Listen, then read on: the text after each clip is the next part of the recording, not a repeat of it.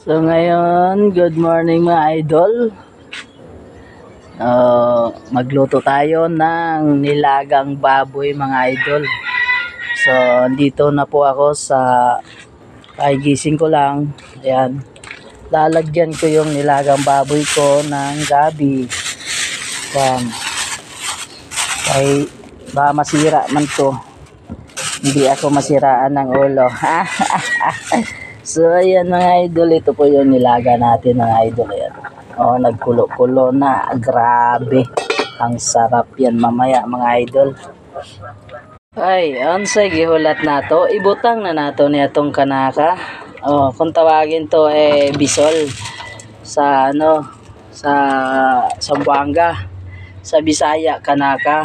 Ilunod na nato na.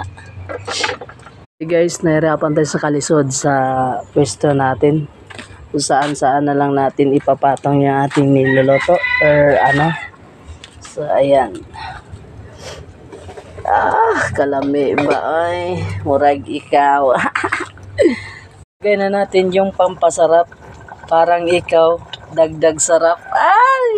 Ilagay na natin yung pangpahaba ng buhay. Ay gulay lang. Ayan lang ang sikreto dyan, pangpahaba ng buhay mga idol, di ba?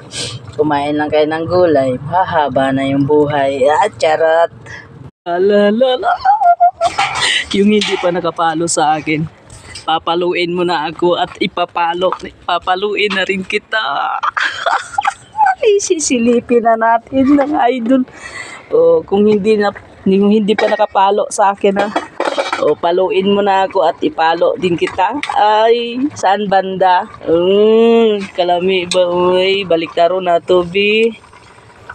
Di ba? Lumabas. Baka hilaw pa, may dugo. Oy, kanina pa to nalaga ako. Bakit may dugo? Tapos natin nagluto ng nilaga mga idol. Subaan din natin bulad. Perting lami hab-hab ta guys. Unsay gihulat ala hukad na guys. Perting lami guys. Kanaka uy. Wow.